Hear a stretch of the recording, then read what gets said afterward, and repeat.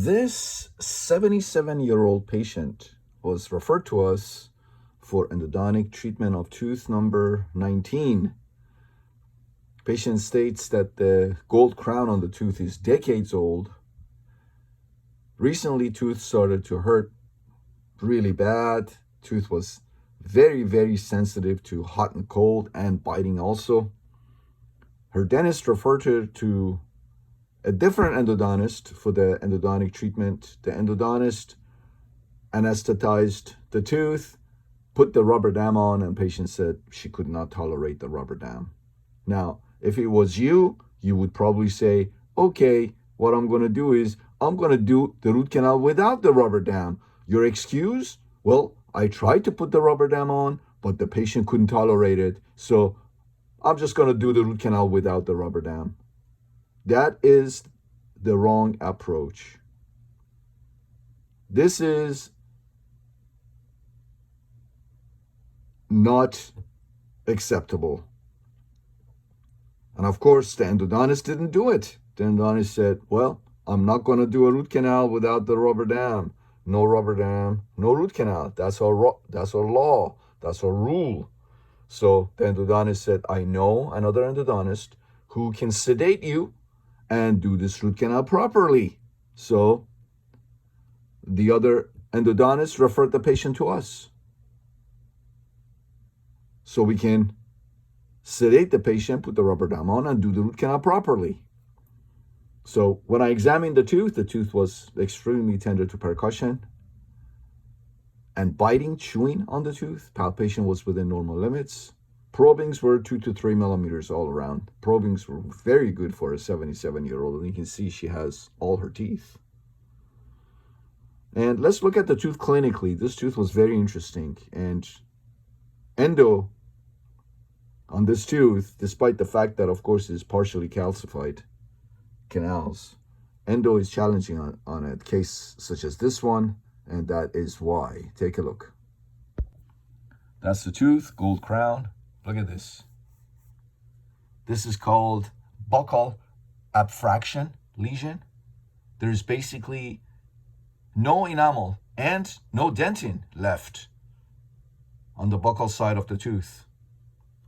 You can literally see the canal spaces through that very thin layer of dentin remaining.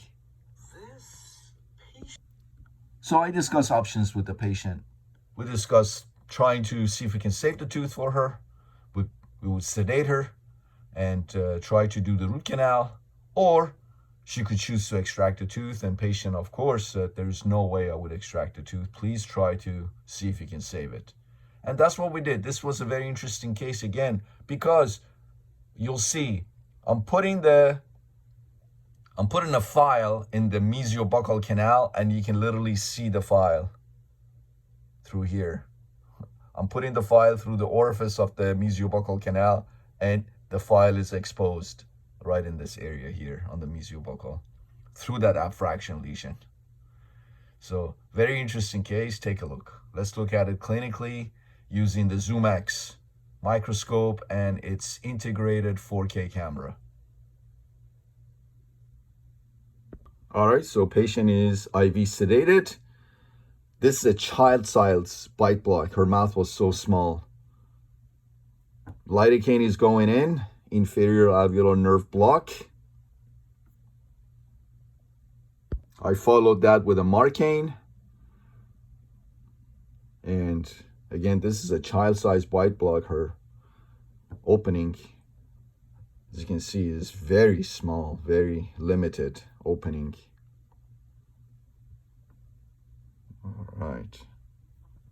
All right, so rubber dam clamp.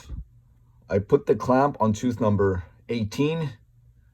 Remember, tooth number 19 had that huge buccal abfraction lesion. So I put the rubber dam on tooth number 18. So we're going to do a sectional rubber dam. Rubber dam goes on tooth number 18. And we are going to extend the rubber dam, pull the rubber dam forward, and floss it. Rubber dam frame is going on. How long did it take me to put the rubber dam on? Few seconds. All right, so flossing the rubber dam, there you go.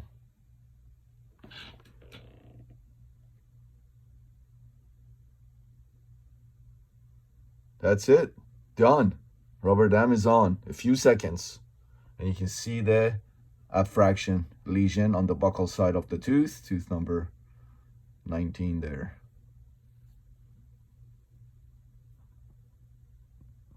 All right, my assistant is wiping down the exposed teeth with isopropyl alcohol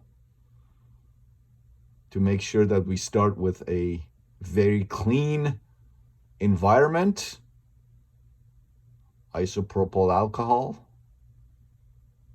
wiping down the teeth and the rubber dam and clamp and everything else.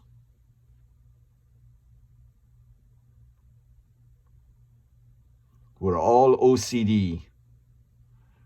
You guys keep asking, what is OCD? OCD is short for obsessive compulsive disorder. So we're all OCD when it comes to our patients. Everything has to be meticulously done under meticulously clean environment. I just broke a burr. These metal cutters, I find them to be extremely flimsy. So I'm not going to mention the name of the manufacturer, but we won't be buying from this brand anymore. Trying to go through the gold crown.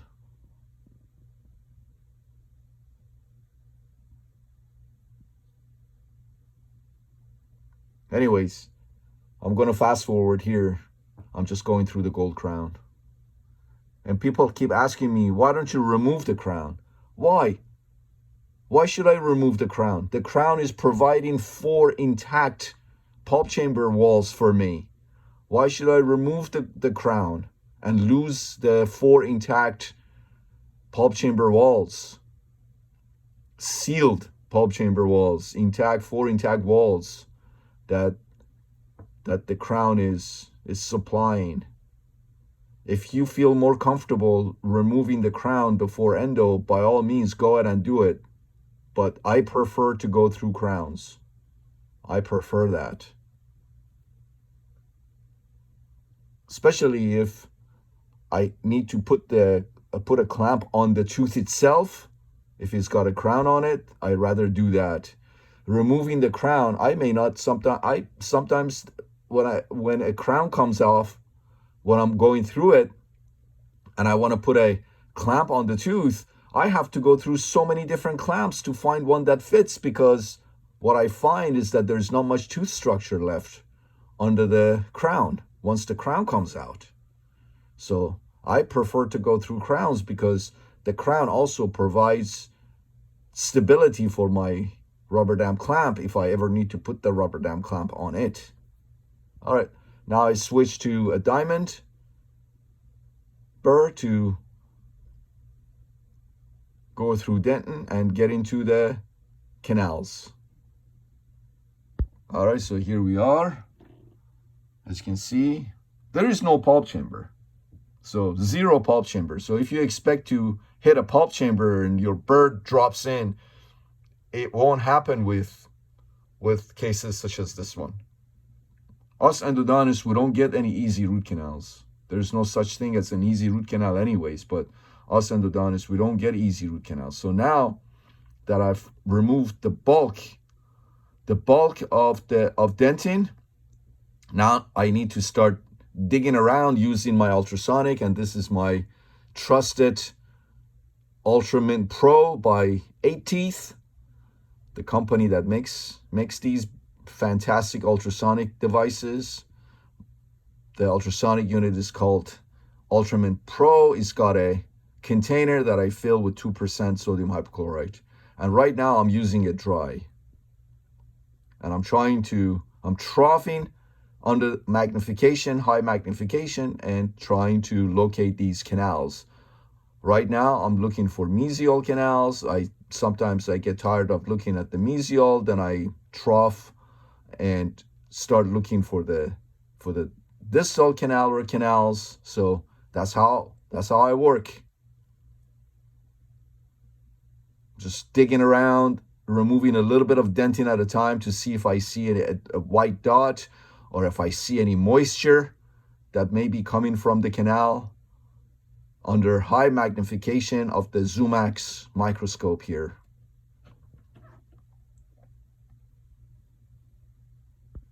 Okay, now using my Endo Explorer, trying to see if I can go through, if there's a little bit of dentin, I sometimes can break right through it with this sharp Endo Explorer. See, I'm digging around. Maybe there's something there on the distal. Again, there is no pulp chamber, so don't think that you're going to fall through with your burr. All right, let's put an 8. See if that's anything on the distal. See if I can get through. I don't think so. I think I need to dig a little bit deeper. Yep. All right, let's go back to ultrasonics.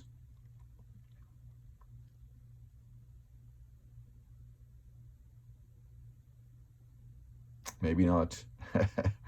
I think I asked for a 10. 10C. 8C, I use the 8C. I'm using the 10C. 10C is a bit stiffer. And sometimes with the 10C, I can break through.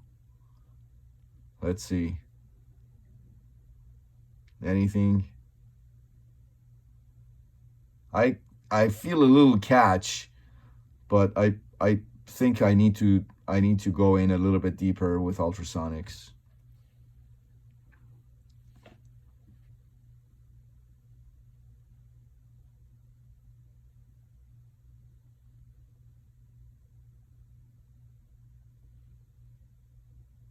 All right, here we go with the ultrasonics.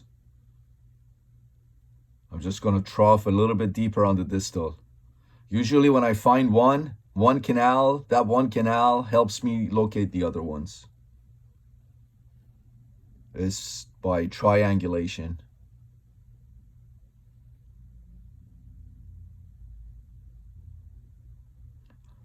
I'm troughing the mesials,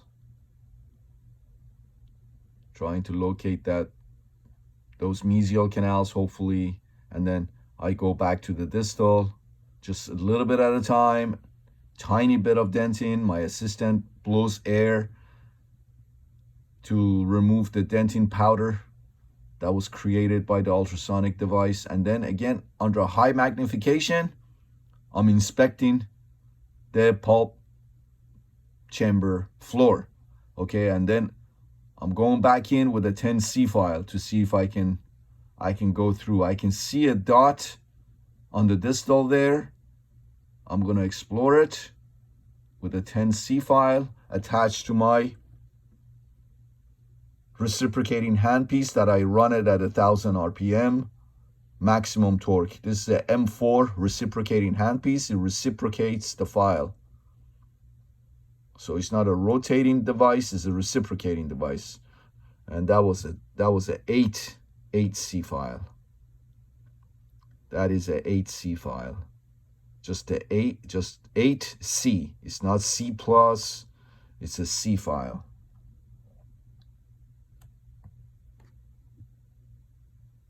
No, I need to dig a little bit deeper.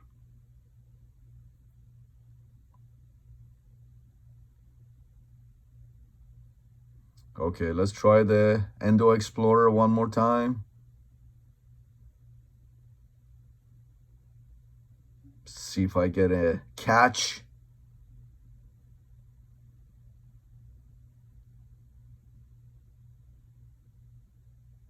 See, there's no rush. There's no rush.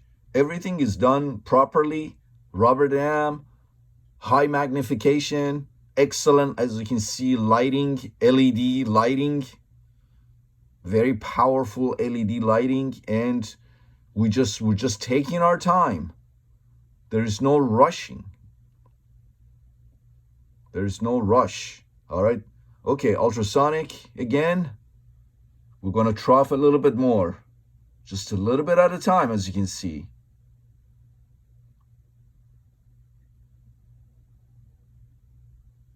And my assistant is blowing air inside the pulp chamber to get rid of the dentin debris and shavings. Just a little bit at a time. I keep doing this until I find the canal. So let me just go ahead and fast forward this. Now you get the gist of it.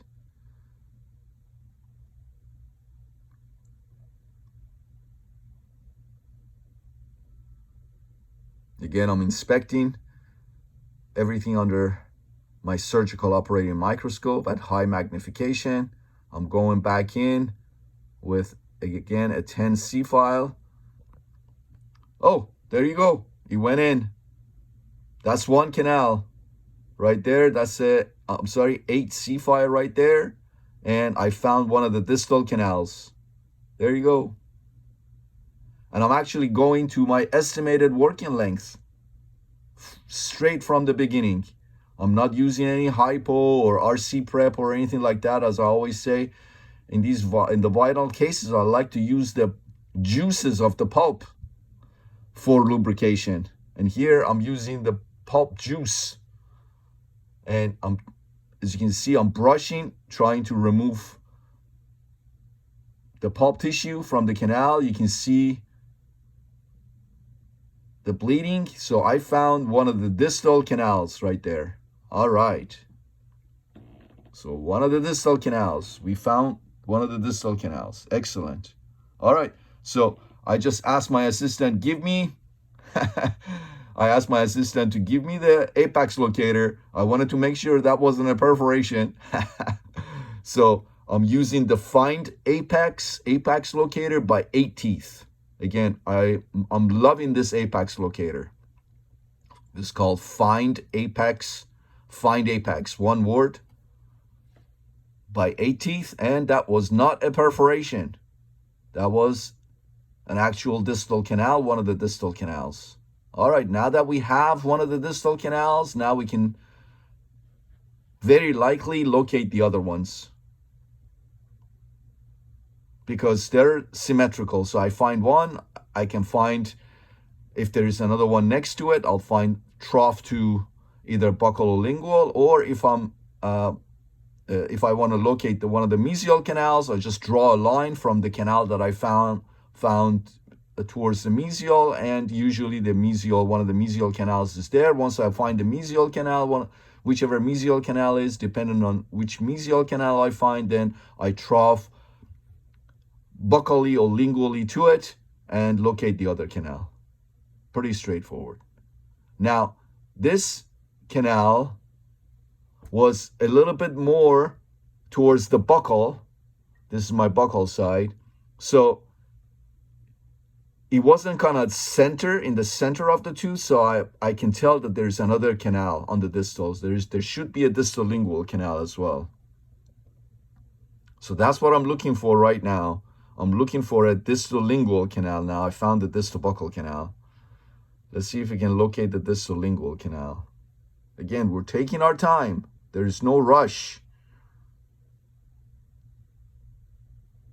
When there is a rush, when you don't pay attention to the details, that's when bad things happen. All right, so here we are so far. As you can see, that distal canal that we found there. And let's go ahead and trough towards the lingual to see if there is a distal lingual canal.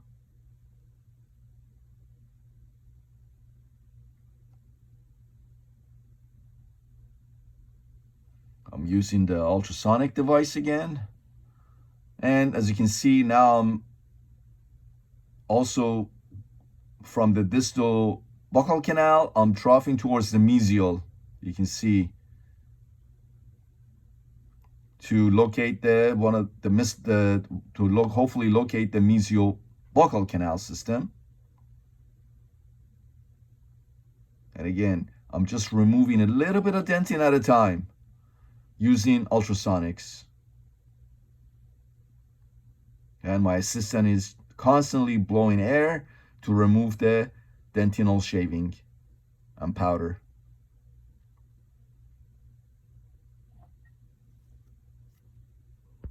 All right, let's check this. See what we got here. Oh, what is that? Right there. Right there. Is that the mesiobuccal canal? That looks promising. All right, let's trough this area right here. Let's trough it. Looks like a big pop stone there. Let's trough that using ultrasonics again.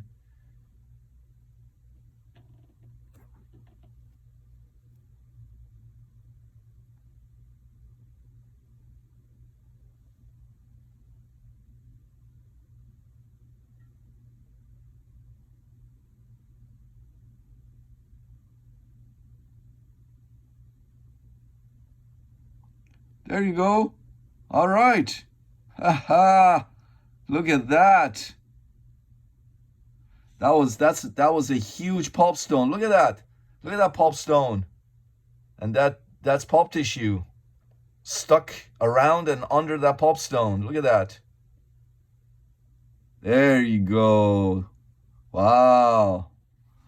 All right. That was a nice size pulp stone there. All right, very good. Okay, I'm just troughing and cleaning everything now. There you go.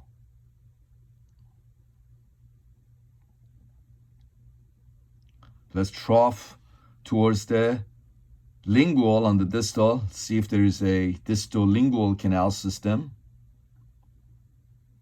Again, I'm just removing a little bit of dentin at a time using ultrasonics.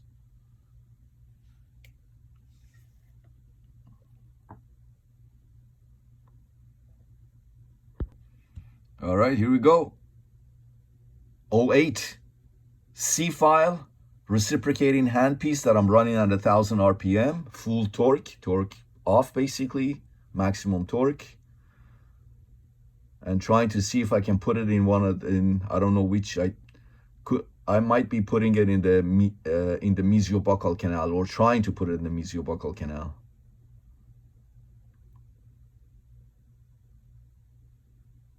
Yeah, I'm getting a little bit of a catch. As you can see, there's a little catch there. I'm just pushing, pulling, a little bit at a time.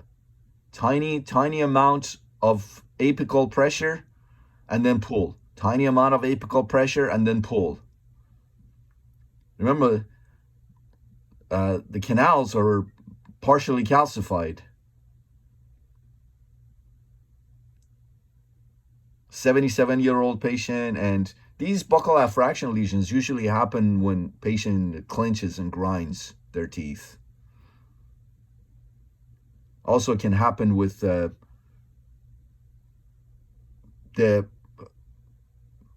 chronic use of abrasive toothbrushing and toothpaste. That can happen. It can happen as well, but usually happens when patients clench and grind chronically for years.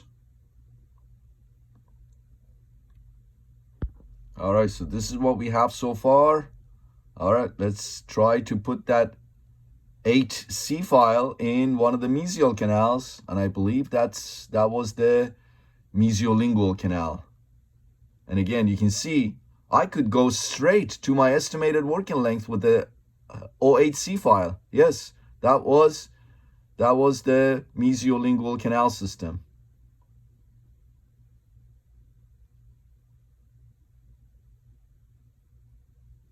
You can see the brushing motion of the 08C file. I put that in the distal canal, one of the distal canals. All right. So that's the mesiolingual canal orifice. Let's see if we can put the 08C file in the mesiobuccal canal. And that mesiobuccal canal will be tough because, again, remember, it's sitting right next to that buccal abfraction lesion. So it's more calcified.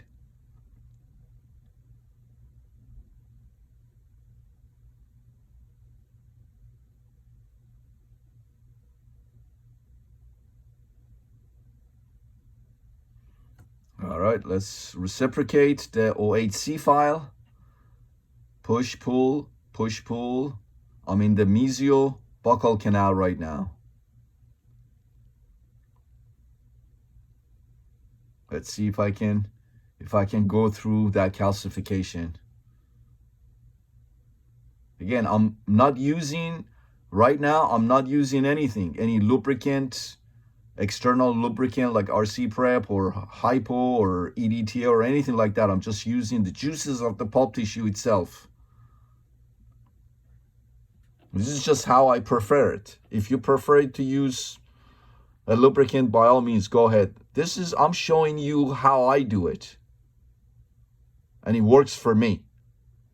So you do whatever works for you, as long as you follow the fundamentals of endodontics. So push, pull, push, pull, push, pull, as you can see. When you push, pull, then you move the dentinal shavings, pulp tissue, and everything out of the canal. You don't pack everything in the front of the file. That's how you block yourself. Right now, I just asked my assistant to put a few drops or actually fill the pulp chamber with hypo, 6% hypo. And that's what she did. That was 6% hypo that she placed in the pulp chamber. As you can see, the pulp chamber now is filled with 6% hypo. I'm in the mesiobuccal canal right now, trying to work the mesiobuccal. The distals, I was able to work them to my estimated working length. The mesiolingual, I was able to work the file to my estimated working length. And now I'm just working on the mesiobuccal canal.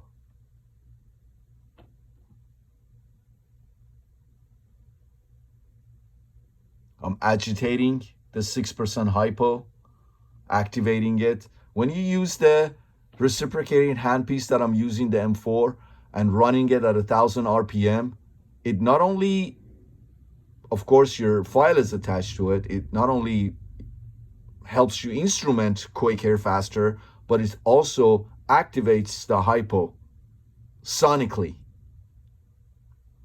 As it reciprocates at 1,000 RPM, it agitates and activates the 6% hypo at the same time.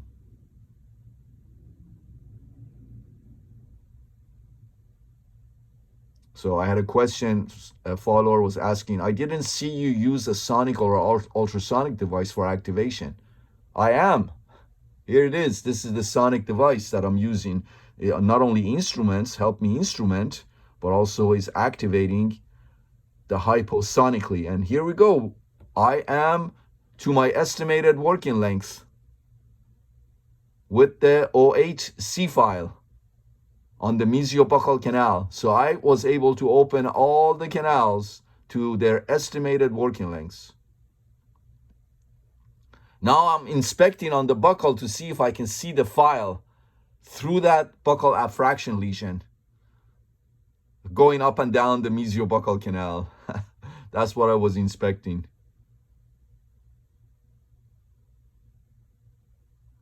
Up and down, brushing motion, up and down, brushing motion of the OHC file to our estimated working length.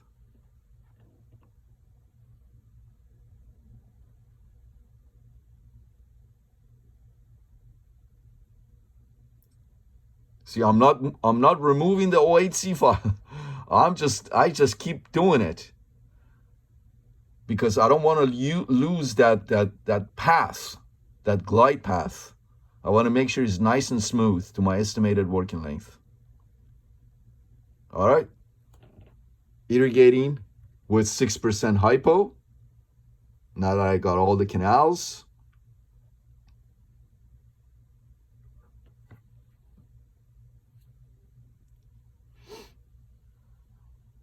I usually go to either 10 or 15 C file to my estimated working length and then use the apex locator. All right, this is a 10C file right now I'm using. Again, I'm inspecting the buccal side to see if I can see it on the mesiobuccal, as there is a huge buccal abfraction lesion on on the buccal side of the tooth. That's the 10C file in the mesiobuccal canal. Pulp chamber is filled with hypo. Again, you can see the buccal affraction lesion.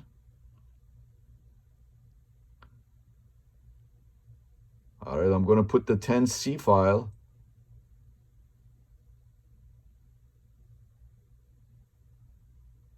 I believe I'm putting the 10C file in the mesiolingual canal right now. And it went to estimated working length. Right now I'm going to go ahead and put it in the mesiobuccal canal.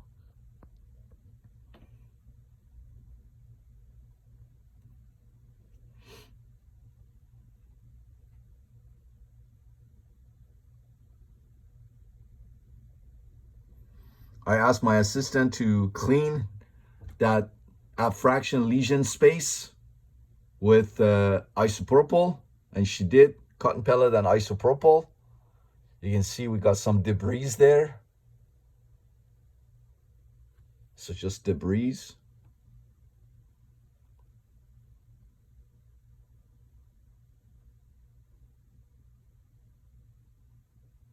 The reason I didn't restore this buccal affraction lesion with composite or temporary filling material or liquid rubber dam or anything is because I would have blocked myself. I would have blocked the canal. That's why. There's a logic and reasoning for everything that I do. All right. So again, I asked my assistant to go ahead and use cotton pellet and clean that area there. Get rid of the debris. There you go. There you go. Much better. Much better. That's just isopropyl.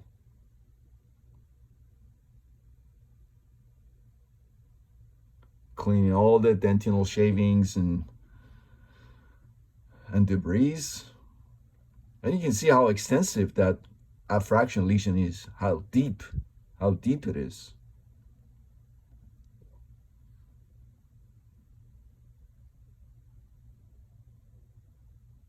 And again, that's just isopropyl alcohol on a cotton pellet.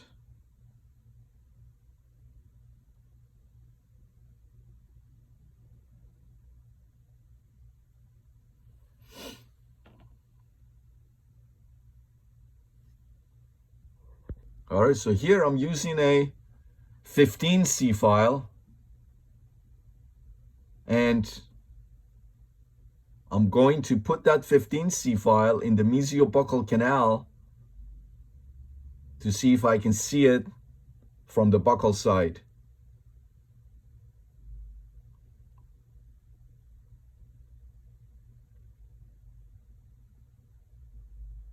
And you can see it right there. You can see the 10C file exposed on the mesiobuccal.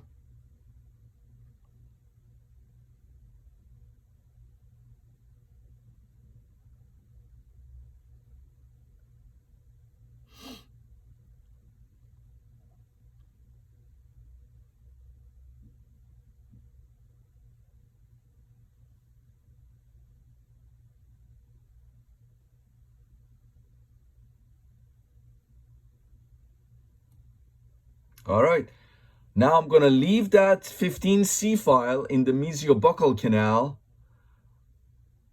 And you can see there's some gingival bleeding. I'm going to manage the gingival bleeding. And then I'm going to, with the number 15C file in the mesiobuccal canal, I'm going to use composite. And now I'm going to restore that buccal affraction lesion. So I'm going to restore the buccal affraction lesion with composite with number 15C file in the mesiobuccal canal. That way the composite accidentally doesn't go into the mesiobuccal canal blocking me. Number 15C file won't let it.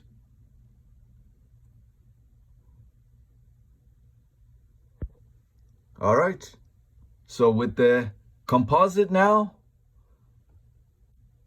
I went ahead and restored that buccal affraction lesion. Number 15C file was in the canal. I just removed that number 15C file. And There you go. Now back we go with 6% hypo. And we're gonna continue with our instrumentation and shaping of the canals.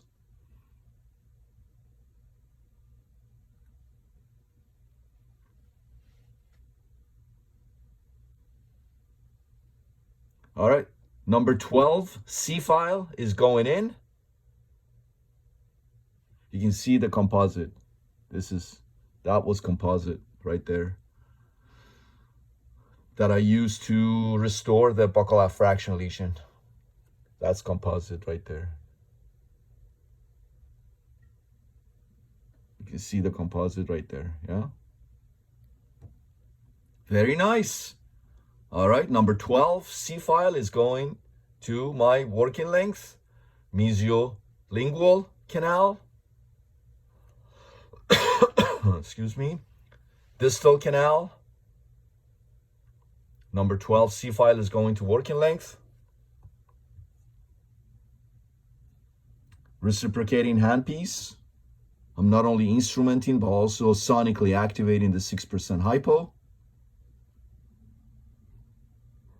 6% hypo, copious amounts to irrigate the canals after each file. And now we're going to go ahead and use our apex locator. You can see the distal canal there. We're going to go ahead and use our apex locator, the find apex by 8 teeth. Now to go ahead and get our exact working lengths. Gold crown. Will that interfere with the apex locator? No, because I made sure that there was no hypo in the pulp chamber. There's a little bit of hypo in each canal. Everything is nice and dry, as you can see. I'm not going to let the metal of the file to hit the gold crown.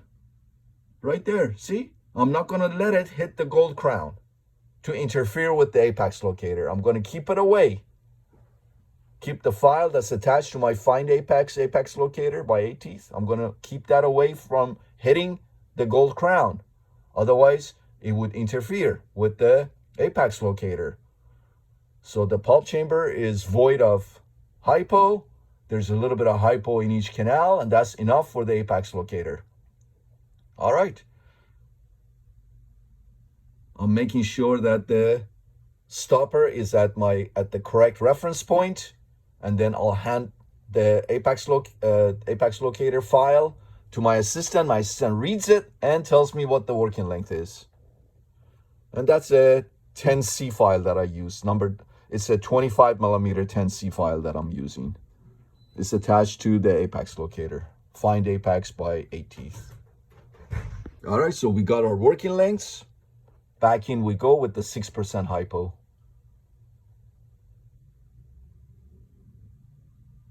You can see 2 mesials and looks like 1 wide distal canal. All right. Now that I have my working length, exact working length, and that working length, 21 millimeter working length.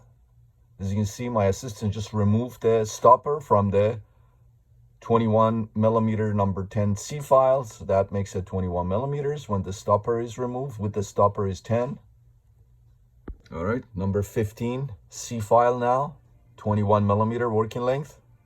All right, I'm working the number 15 C file right now. Up and down, brushing motion, shaping, instrumenting the canals, brushing with the number 15 C file, creating a glide path, and this is 6% hypo, and I switched to, as you can see, the yellow needle, irrigation needle, which is much thinner, and I can go deeper into the canals with it. Just pay attention to how I use my irrigation needle. I don't let it bind, and it moves up and down. This is a number 20 flare file now that I'm using.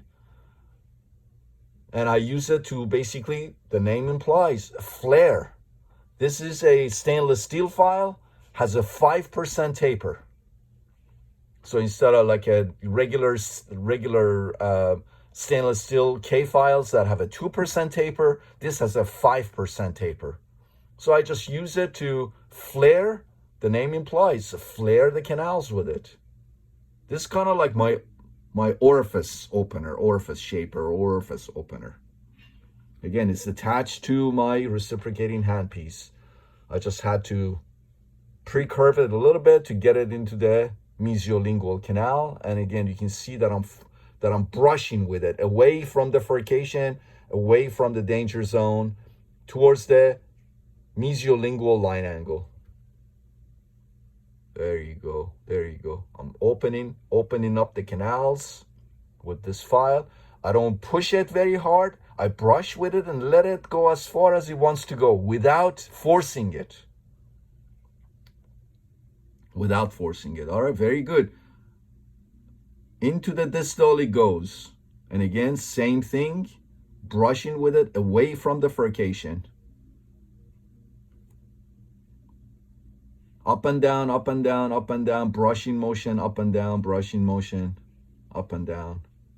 There you go. So I'm not only shaping and instrumenting the canals with it, I'm also activating sonic activation. Again, 6% hypo, irrigating the canals with it copiously. My assistant makes sure that no hypo gets outside of the tooth. You can see how much hypo we use. Copious amounts of hypo. And here is what we have so far. Beautiful. Beautiful. All right. I'm reciprocating now with a number 15C file, as you can see.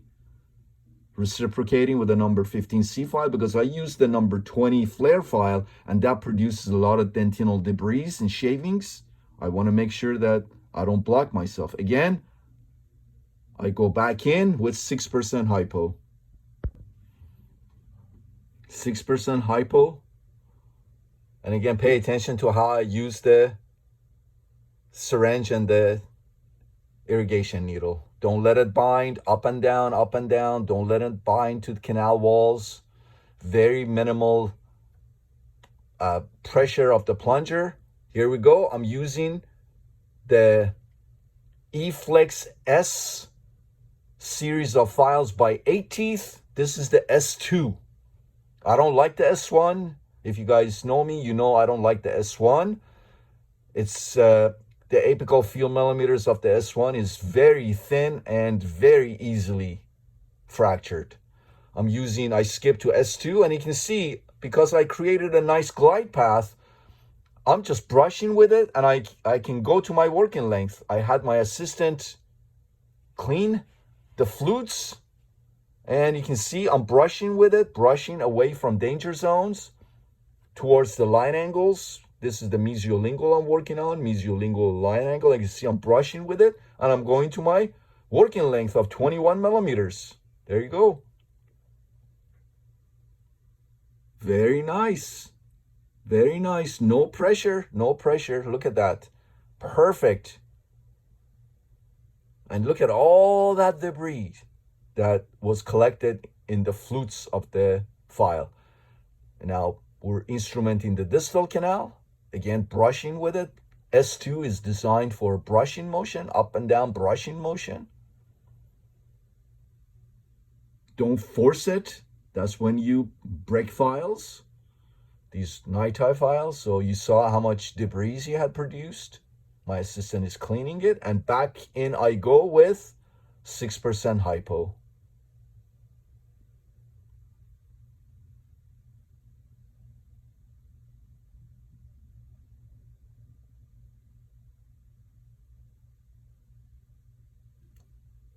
Look at how much hypo I'm using.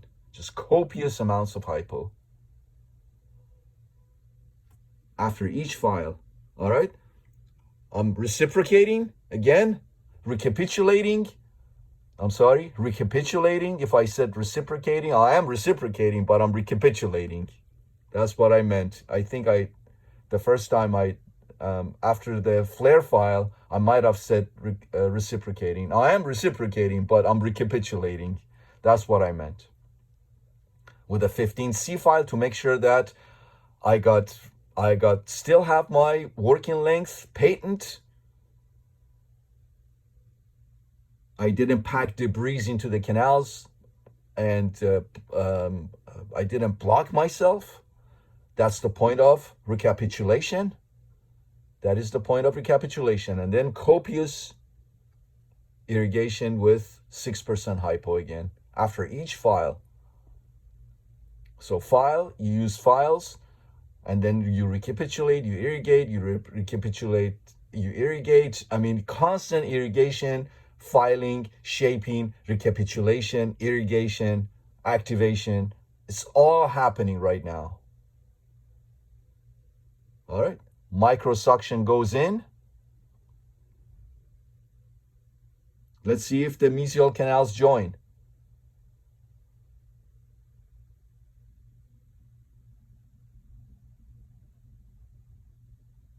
They might. As you saw, I removed the hypo from one of the canals, mesial canals, and the other mesial canal emptied. Removing the hypo from the distal canal now. I'm going to go ahead and do a final inspection to make sure I'm not missing any canals or anything like that.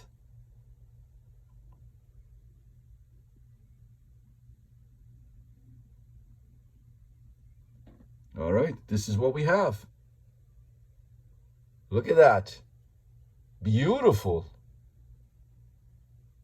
Beautiful. Let's dry a little bit, dry the canals, a little bit of air. This is Stropco attachment, so it minimizes the air pressure.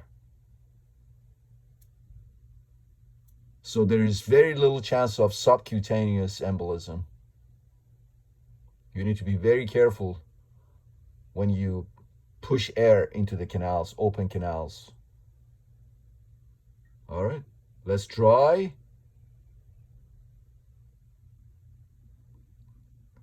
This is sterile paper points that I'm using. You can see I've already troughed for the middle mesial. You can see that.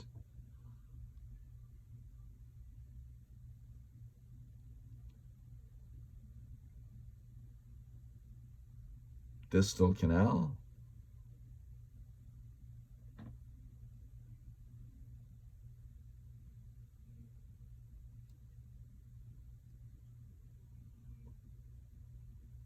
And when I remove the sterile paper point, I always inspect the tip of the paper point to make sure there's no bleeding or anything like that. All right.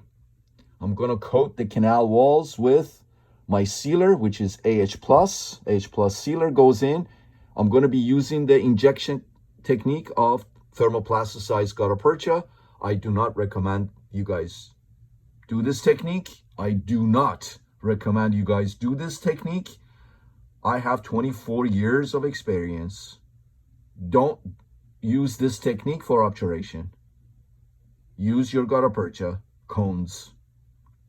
Don't use the injection technique of the thermoplasticized gutta percha.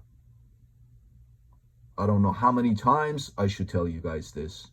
This is not for the beginners or even advanced. This is for people who, like me, basically invented this technique. I've practiced on probably 1,000 extracted teeth and have 24 years of experience. So don't do what I do. Don't use the injection technique of thermoplasticized gutta percha to obturate the canals. Do not do it.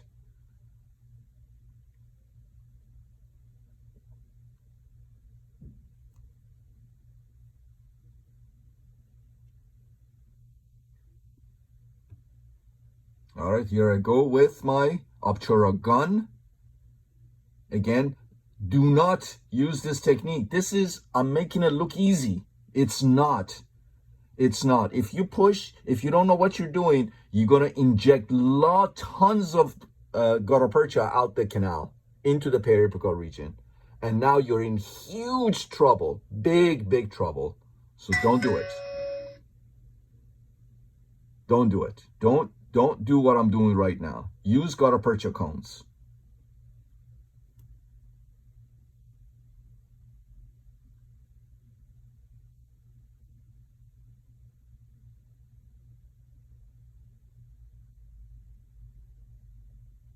All right. My pluggers now. Number 2, Buchanan.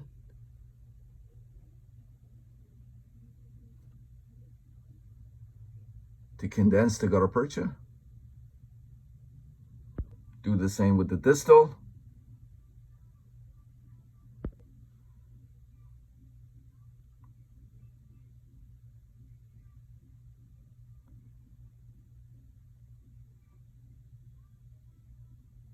Excellent. Very good.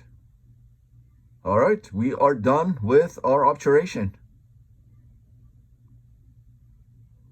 All right, very nice. Sterile sponge goes in. Cavit goes in. And we are done. Let's go ahead and look at the RCT and see how it turned out. You see cavit goes in, and then I'm just going to go ahead and remove the rubber dam, and the girls are going to clean her up and take some x-rays. Let's go look at those post-op radiographs. And here's the post-op. So take a look. 2 mesial canals, separate canals.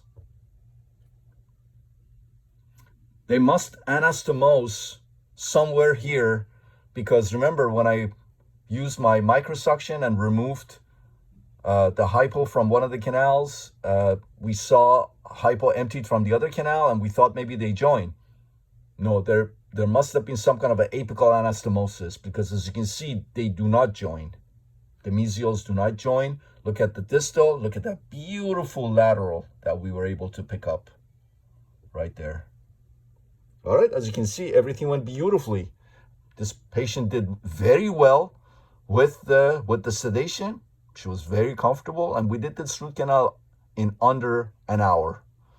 All right, and now we went ahead and referred the patient back to her dentist for the permanent restoration. We're able to save this tooth for the patient, this 77-year-old patient. And again, as you can see, everything went beautifully.